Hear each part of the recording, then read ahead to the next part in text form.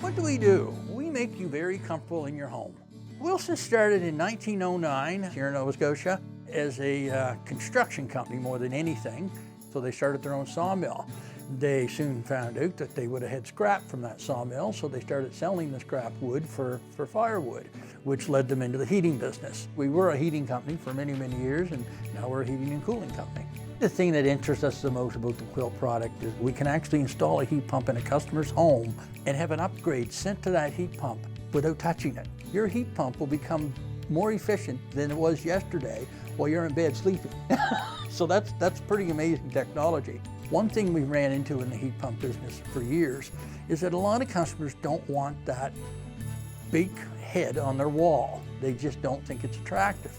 But with the Quilt product is obviously you can see the head of that, you can paint it, you can wallpaper it, you virtually can't see it on your wall. It's a whole different concept in ductless splits, which is something we've been looking for years.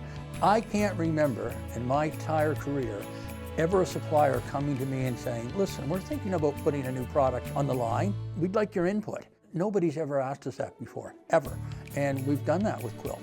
So far, working with the Quilt team has been extraordinary.